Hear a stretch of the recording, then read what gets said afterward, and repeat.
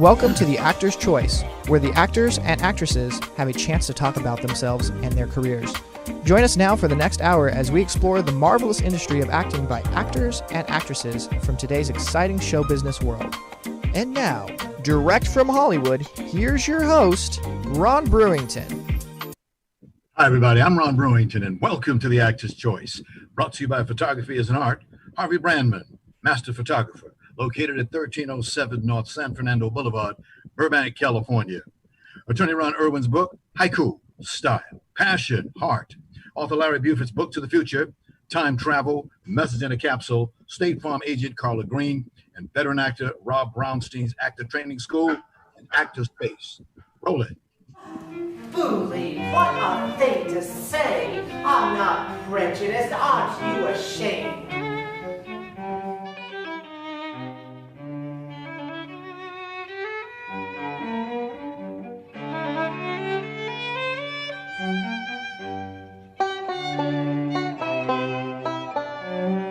This is Daisy.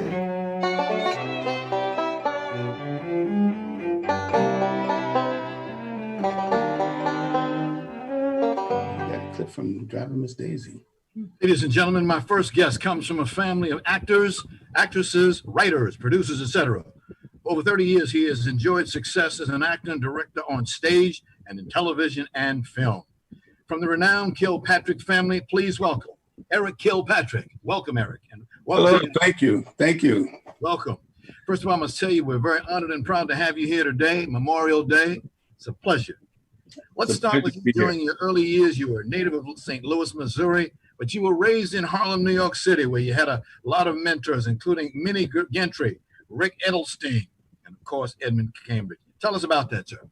Well, those early years were my formative years. Being a second-generation actor, my father kind of pushed me toward being an actor, even though I wanted to be a basketball player. But somehow it worked out. I grew up in a period of time in New York where they had a program called How You Act, and the program was designed to give kids in Harlem a culture base, a center where they can learn different crafts like dancing, singing, acting. And so I was elected to join a group, and they paid us to learn acting.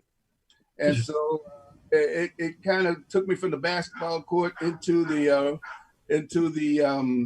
arena of theater, and it grasped on, and I took hold to it, and I began to grow. Minnie Gentry was one of my first teachers, Ron O'Neill, Al Fan, and to name a few. And one of my other main mentors is Annette Carroll at the Urban Arts Corps, and I worked with her a great deal. Of course. Well, of course, your biggest and honored mentor was your father, actor Lincoln Kilpatrick. Yeah, my dad was my biggest mentor.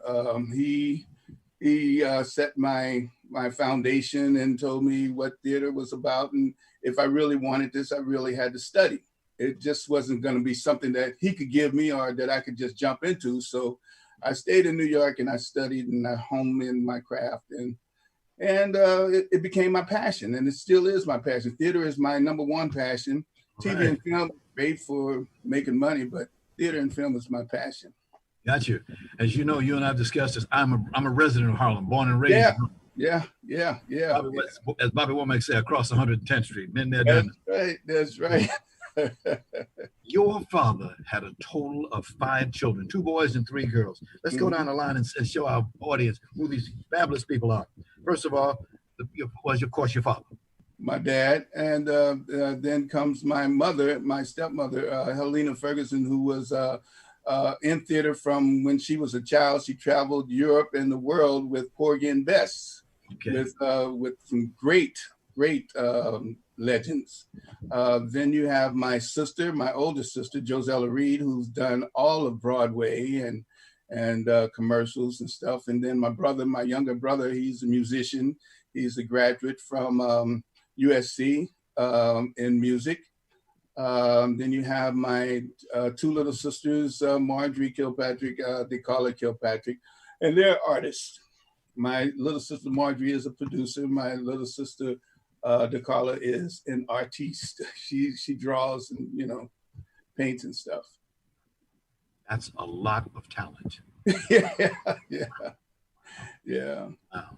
Your father was, of course, talent. He had the Omega Man, Fortress, Cool Breeze, Brother John, and so many films that he did. Yeah, there's been a lot of talk with my friends about the films that he's done, like Omega Man and Soylent Green, which is kind of what's going on now with the pandemic.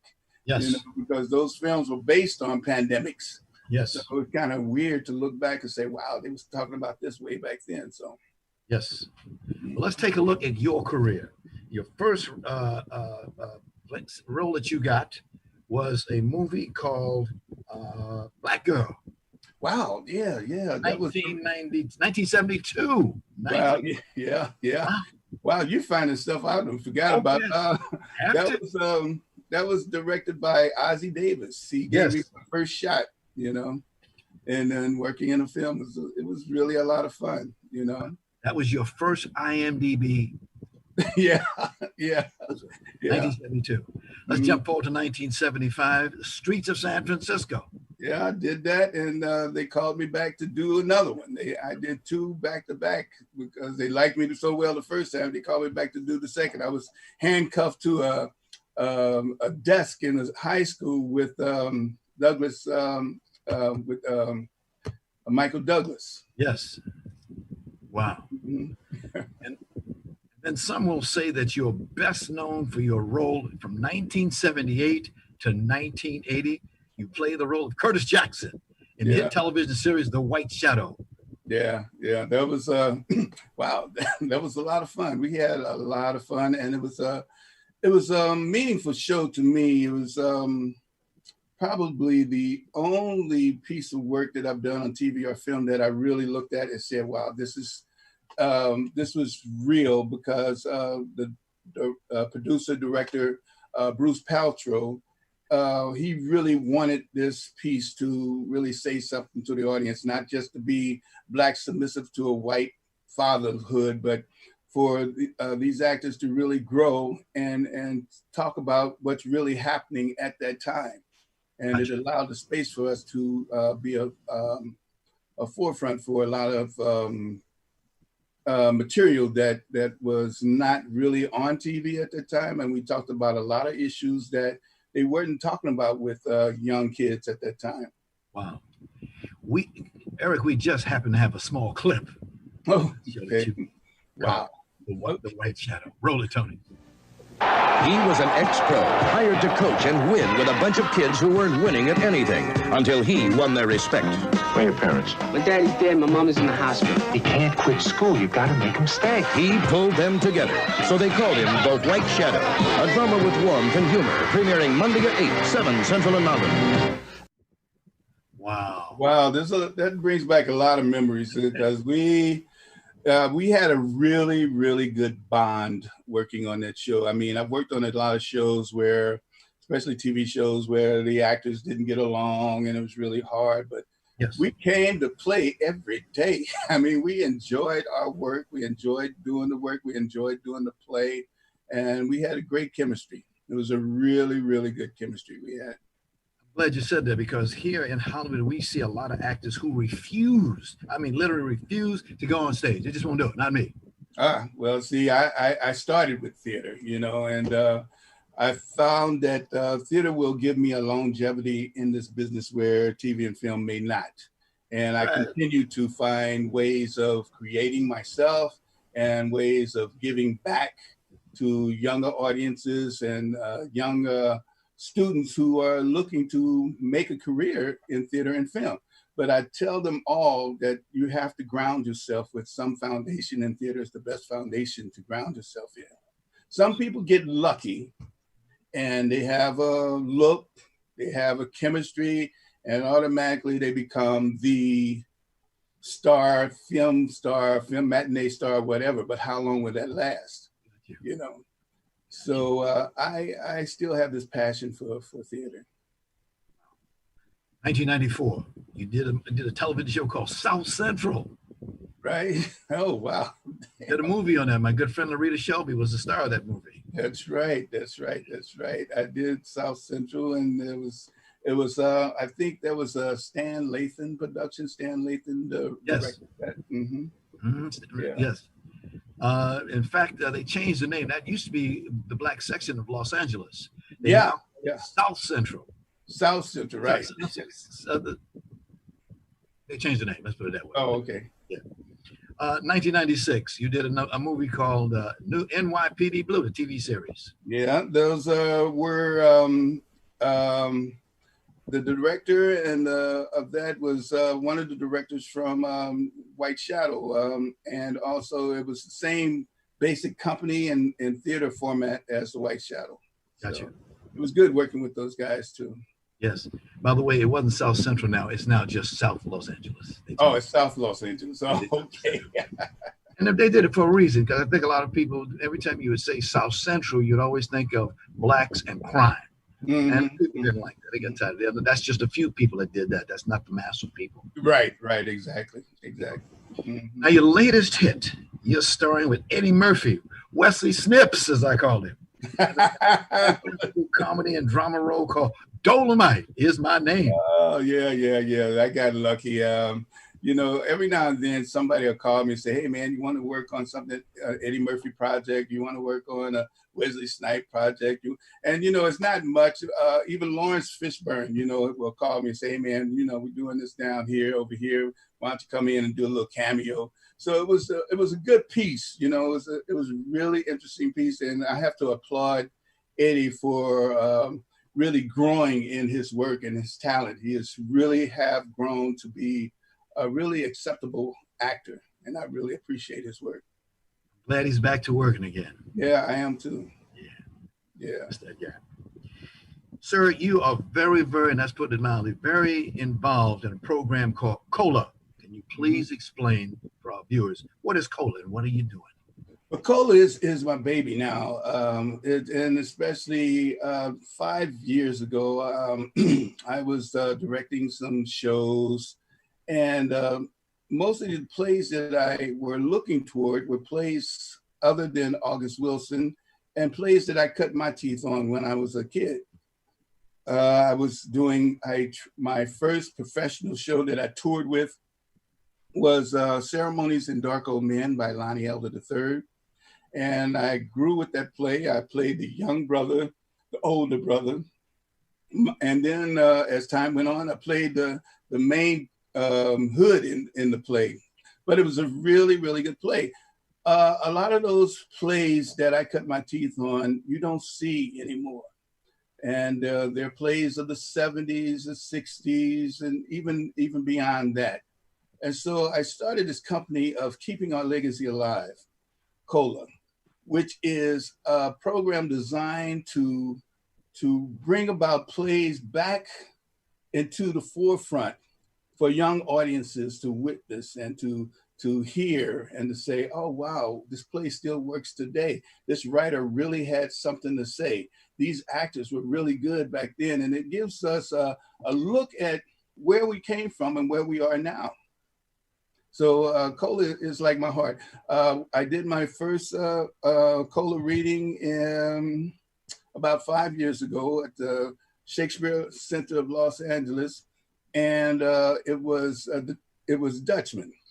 Dutchman was written by Amari Baraka, who wrote this play about this intense relationship on a subway with a black man and a white girl. Robert Hooks was one of the first clays in that play. And I called him up. I said, Bobby, I'm doing this play. Can you come down and host it for me? He came down and hosted it. And we got a really good response from it. And then we mounted the play and took it down to North Carolina. Since then, I did several other plays. And since the pandemic, we started doing this Zoom thing where a couple of weeks ago, I got some of the legends of our business, Glenn Turman, Ted Lange, Richard Lawson, Larry Lawrence Hilton Jacobs, and I got those four guys together to do a play that I had done a long time ago called Riffs, and it was a tremendous success. People showed up for it. People showed up. People really showed up, and some people did not get in. I think we monitored about 200 people. Only 100 got in. So it was an amazing, overwhelming success. So now I'm in the preparation of doing my second read, which will be in the next 3 weeks. June the 20th is a tentative air date. And that play is called A Song for Coretta, written by Pearl Cleage. And that's going to be all women, headlining Dawn Lewis and Andrea Fry. Can't wait for that one. I'm going to be number 92. I can see we'll be number 92. Yeah, looking for it. Yeah, try to get in early. That's all I can say. You know, as you know, you just said this has been a not so good time for actors since COVID-19 hit the world. Actors still continue their craft by doing this virtual reading projects and other projects to stay busy. I found that it's an outlet to open up for people who don't really get out to the theater that much, right, but may want to see these actors, and seeing these actors, they get to hear some really good language as far as theater is concerned. And they say, oh, okay, so maybe when this Zoom thing kind of settles down and we get to come back out to theaters, maybe we can get out and see some real theater, you know. Two quick questions. Number one, the memories of your father, Lincoln Kilpatrick. Yeah. I think about my father a lot. I remember when I was young, I used to go on the set with him, and I used to watch how he worked, you know, the professionalism that he carried with himself. And this is on film, TV, and in theater. You know, he was a consummate actor. He always gave, you know, and he was always professional. So it was a good basis for learning. I miss my dad a lot because I wonder what he would say about he always had something smart to say about, you know, everything. So I wonder what he would say about this whole Zoom thing that's going on now. Marvelous. Yeah. Eric, we thank you very much for your time. The Kilpatricks, we'll get you back again. Ain't no problem. Thank you. Thank you so very much. All right. This is The Actor's Choice. I'm your host, Ron Brewington. The studio of Harvey Brandman Photography as an artist proud to offer you a $100 discount off any photo package valued at $300 or more. Now, Harvey has been in the business for nearly a quarter of a century, and he certainly knows how to take care of his customers. So please give him a call today at 818-954-9294. That's 818-954-9294. You'll be glad you did. And by the way, please tell Harvey that you heard about his offer right here on The Actor's Choice. Haiku, Style, Fashion, Heart is the latest release from author and attorney Ron Irwin. The book was inspired by the author's first exposure to haiku well over a half-century ago. This experience produced within him a deep passion to experience Asia, which he later did as a U.S. Marine. The book is available in paperback at Lulu.com. Now, Irwin says he'll give 20% of net book sales split evenly between the veterans of foreign wars and Vietnam veterans of America. Book to the Future, Time Travel, Message in a Capsule, a book by author Larry Buford. It's a historical and faith-based account of how what we do and follow today will affect us tomorrow. The author also calls it an adventure for those who want to travel back through time. The book is now available in paperback, only $17.95 from Amazon. And please get your copy today. And now, a word from State Farm agent Carla Green. Roll it, Tony.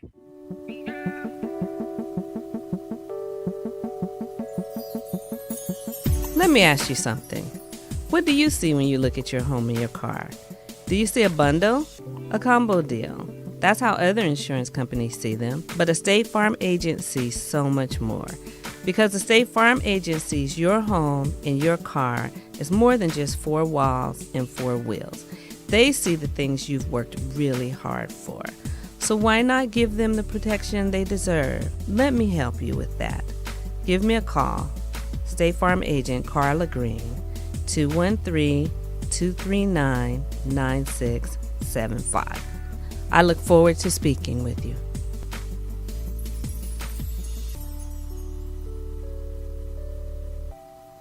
Neighbor, State Farm is there. For more information, call 213-239-9675. That's 213-239-9675. Roll it.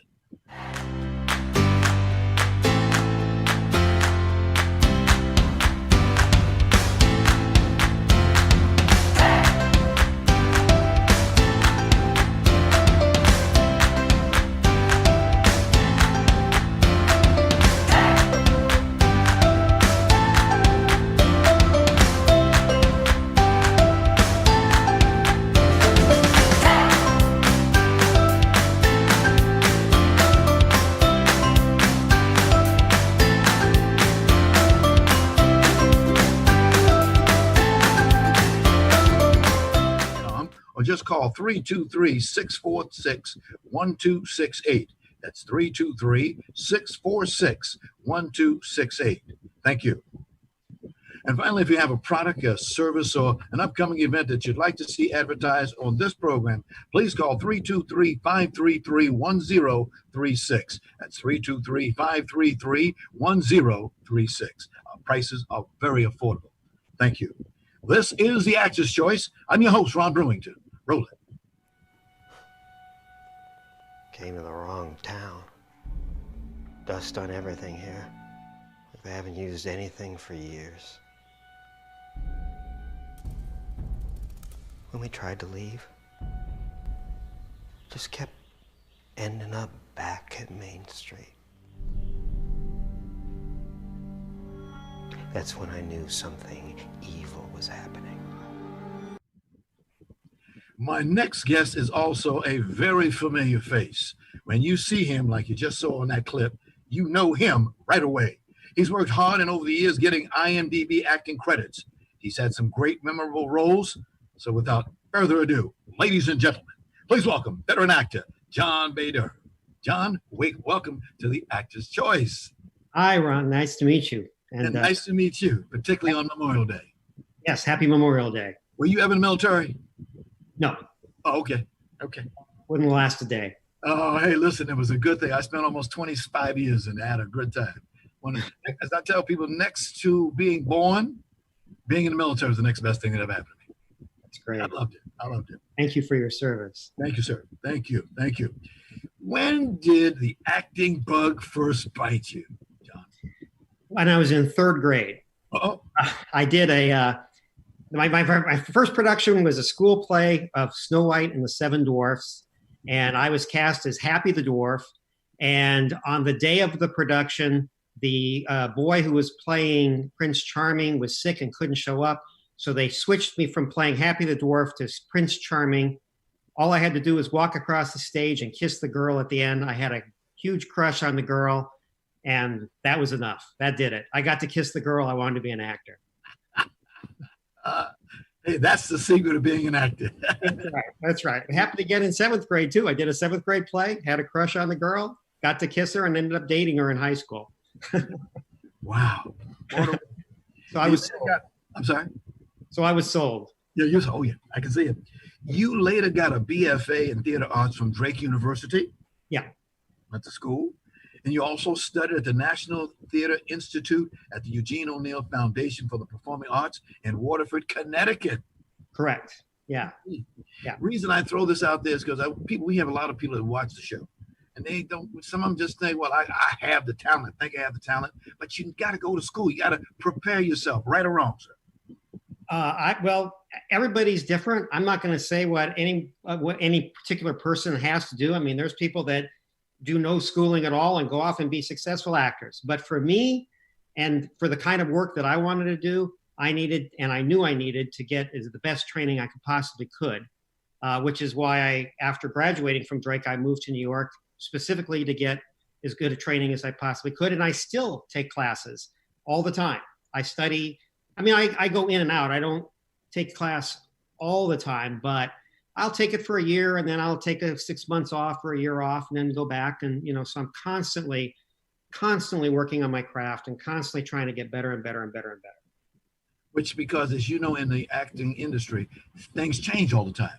New technology, new this, new that, new skills. Everybody's doing things. You got to stay up.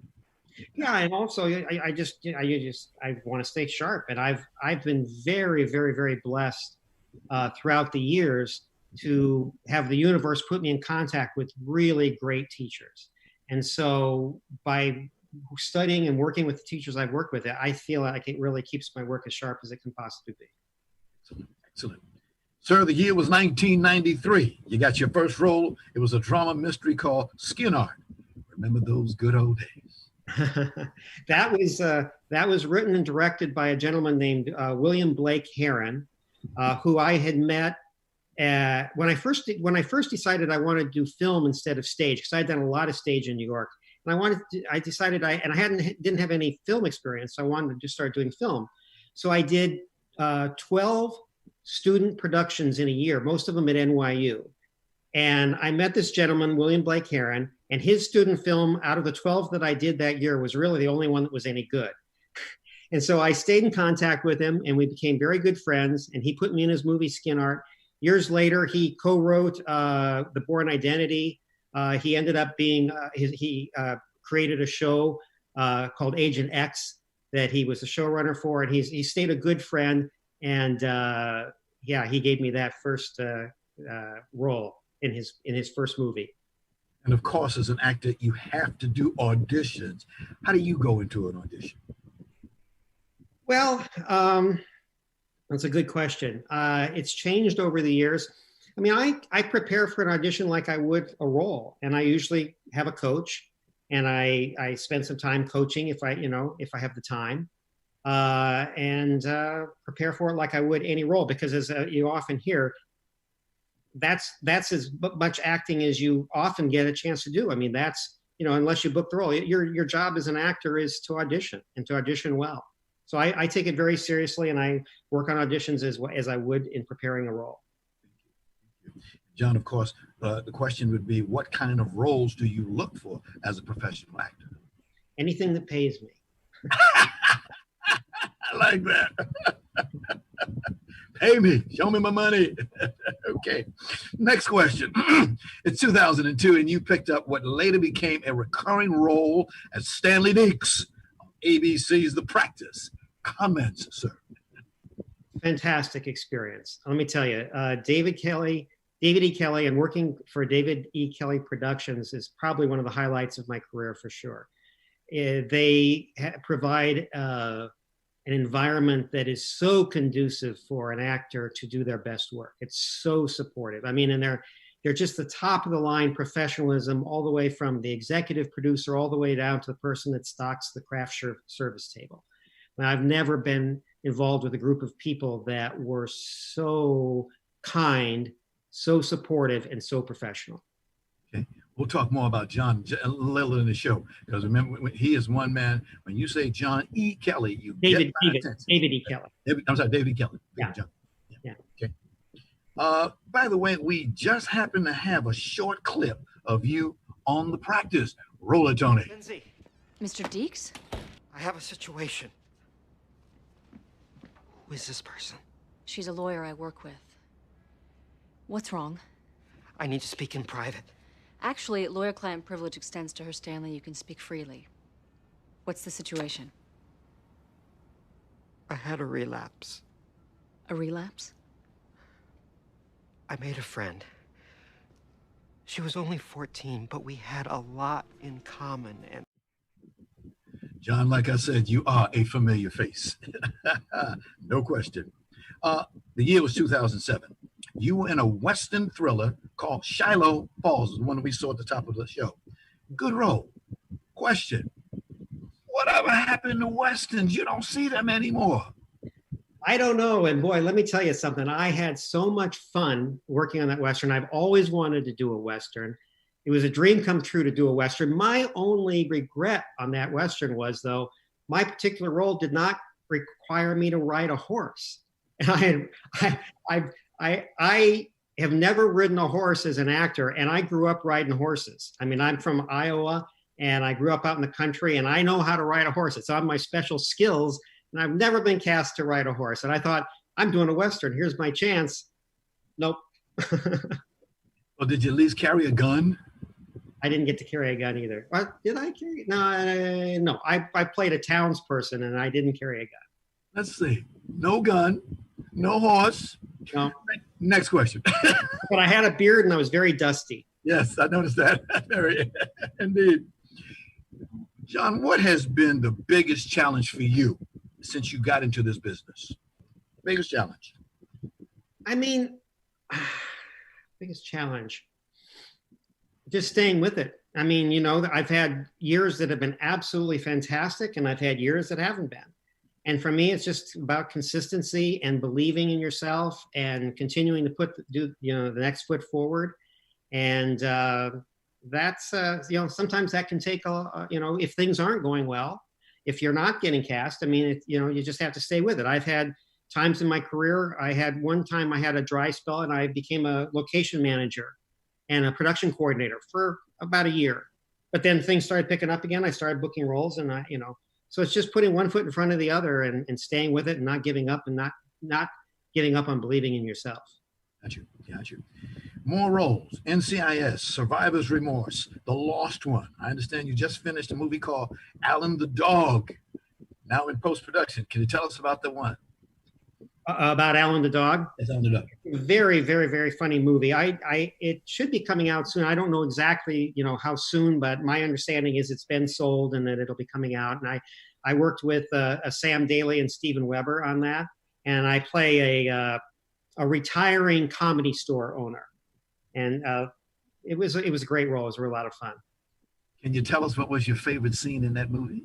We haven't seen it yet, but your favorite scene.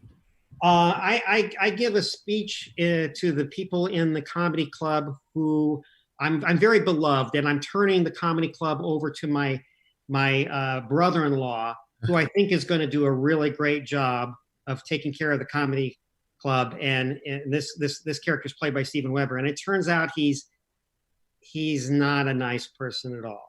And everybody loves me, and unfortunately I turn it over to somebody that is not going to be a very nice person. Oh my goodness, sounds like a lot of fun. That question is something that I used to do a lot of junkets. You've been on junkets, so you know what I'm talking about. And I would always ask, I'd hold that question no matter who the actor or actress was, I'd always ask that question. And we actually made a television show out of that question, just asking questions. Favorite scene, that kind of thing.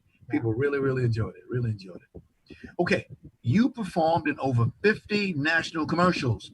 What commercials do you like to be in? Well, again, the ones that pay. I've done a lot of commercials. Toyota, Burger King.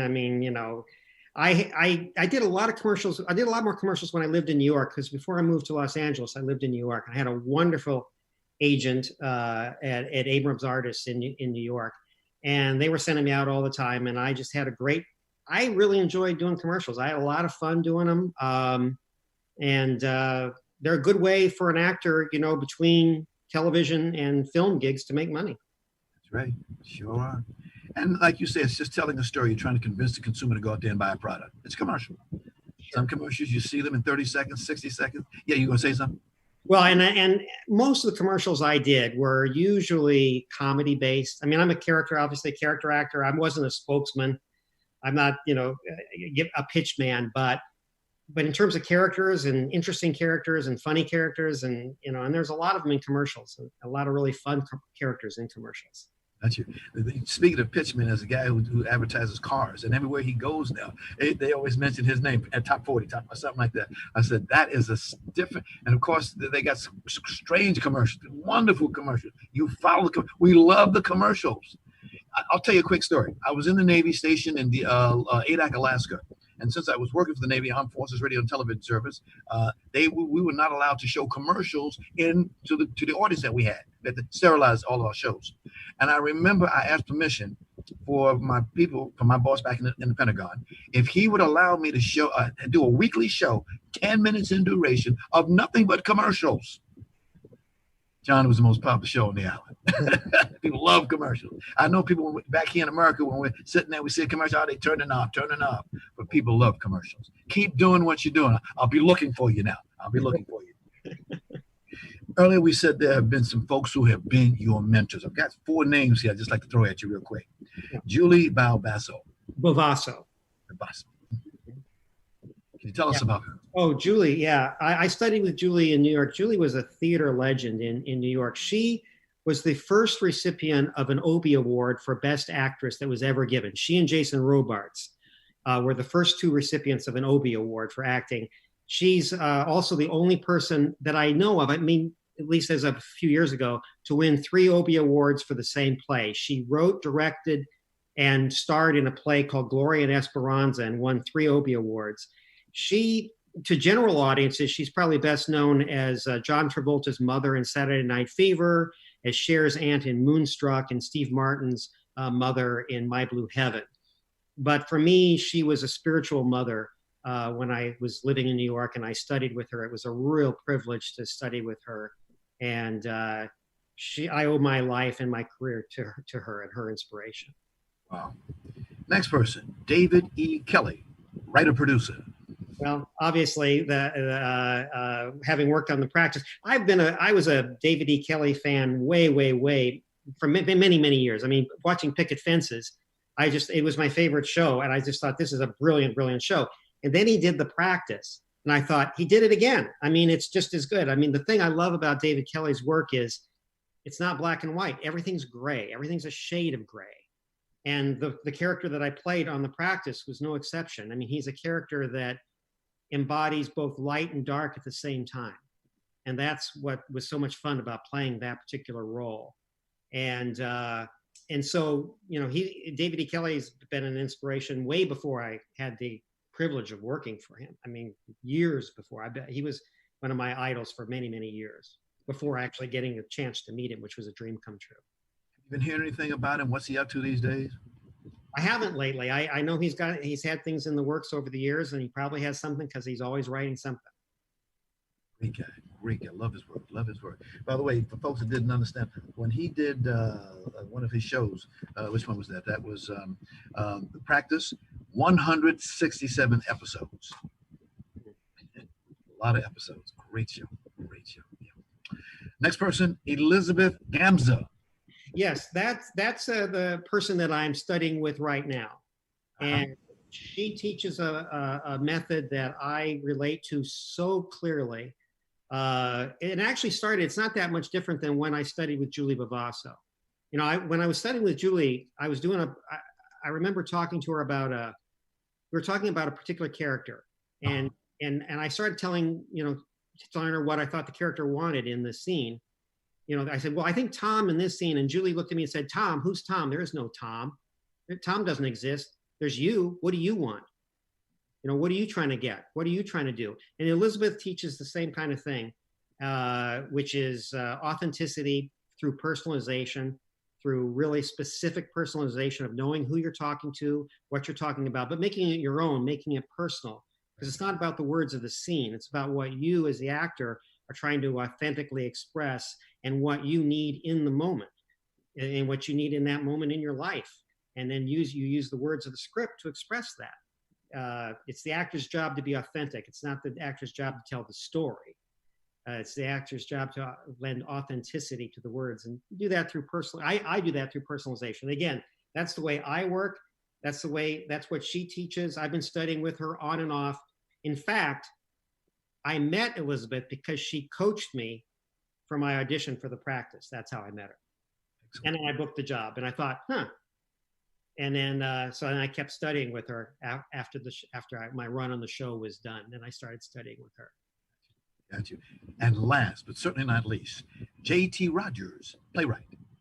Yeah, JT is a good friend of mine. He and I met, we had a mutual friend. There's a writer, a screenwriter named Peter Hedges, who's probably best known for What's Eating Gilbert Grape.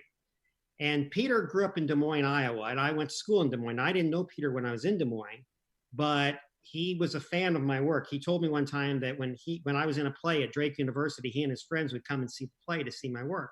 And we ran into each other and met in New York. And Peter was involved in a theater company. He was on the board of a theater company called Next Stage Theater. And he introduced me to J.T. Rogers, who was a dramaturg at that time with the company. Turned out J.T. and I lived on the same block in New York City.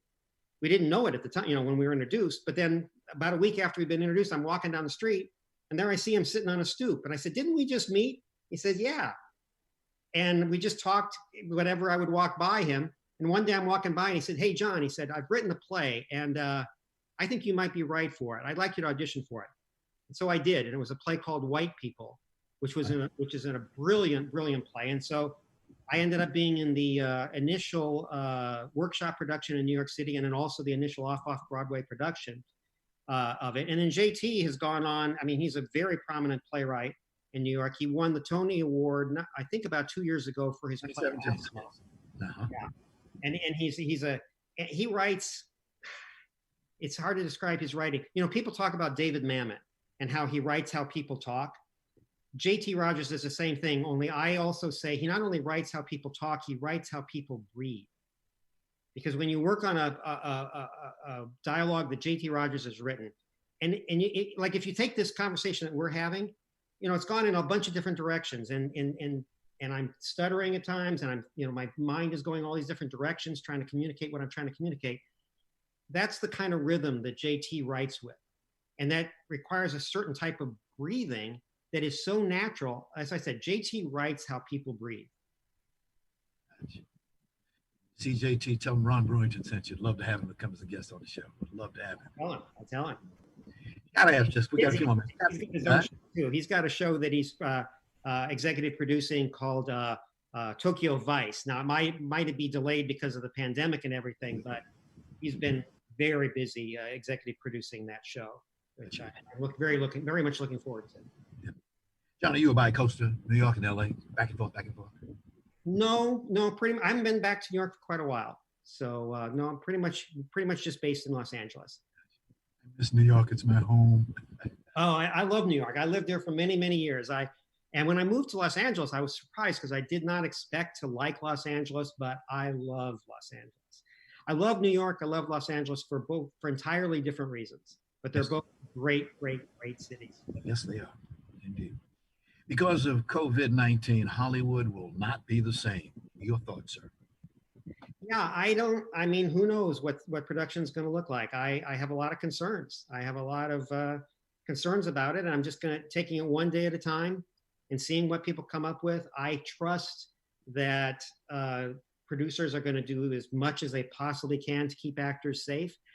I don't know that things will be the same until a very effective therapeutic comes out or an effective vaccine. But in the meantime, I'm just going to watch and see. In the meantime, act on Zoom. I belong to some writers and actors labs that meet every week, and we do scenes on Zoom every week, and it's great fun. Good advice. Thank you. Got a couple more questions before we go. As an actor, what was your initial reaction to the pandemic? As an actor? As an actor. There's that poster. I think that there's a poster. I'm kind of paraphrasing it, but it's something along the lines of, it says, nuclear war, there goes my career. I mean, my initial response to the pandemic was, well, let's use this time to prepare as much as possible for when it's going to be safe to come out of my home and start acting again. Because acting is about communication between people. And yeah, you can do it on Zoom, and yeah, you can do it with 6 feet from somebody, but it's really about communication. It's about connection. Yes. So it's even whether it's on camera, whether it's on stage, it's about people connecting and connecting about important things and showing their hearts to each other. And I think you need to kind of be together to do that in the best way. And I look forward to the day when that will come back, and I do believe it will. Thank you. We got to go, unfortunately, but I want to give special thanks to actress Eva Marie Frederick for having you on our show. We thank you very, very much. We also want to say for those persons who are in the military serving their country, happy Memorial Day. Yes, definitely. Take care. We'll see you the next time. Thank you very much. Really enjoyed it. Thank you. Thanks for our sources, Harvey Brandman, Photography as an Art, Ron Irwin's Hoku, Style, Passion, Heart, Larry Buford's Book to the Future, Time Travel, Mess in a Capsule, State Farm Agent Carla Green, and Rob Brownstein's Actor Training School and Actor Space. And much, much thanks to our guests today, actor Erik Kilpatrick and actor John Bader. And of course, special thanks to our ever-growing audience. Be well. We'll see you the next time. Take care.